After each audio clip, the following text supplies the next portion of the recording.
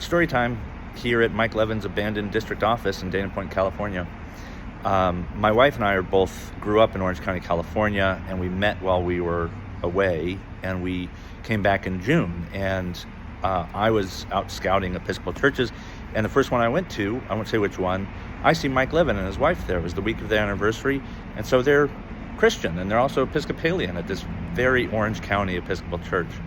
So he's a Christian, and I wanted to share what the Bible says about good and evil.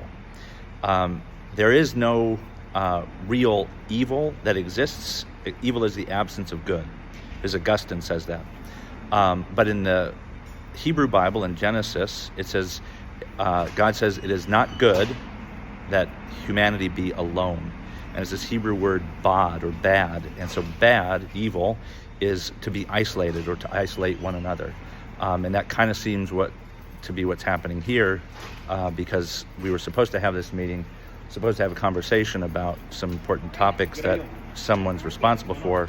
And when that doesn't happen, isolation occurs. And Mike Levin is not evil. I'm not saying that. I don't think people can be evil. They're created good. But this is what evil looks like. It's isolation from others, or activities or behavior that isolates people from one another, and not activities that are good. You can be hated for doing the right thing. I mean, you look at the civil rights movement, they were doing the right thing, good thing, trying to bring people together by integrating schools, by integrating everything else. And the bad, the isolationism, bad people, in the Hebrew sense, the isolating people didn't want that to happen.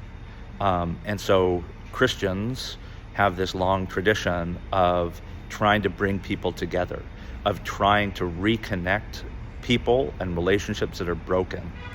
Veterans, when they're committing suicide at a rate of 17 every day, according to the latest VA study, they're isolated.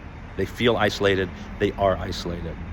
And so earlier in my feed, you see that officers came to my door because another veteran weaponized a sheriff's well check in order to show, I think, that he could flex some local muscle. I don't know.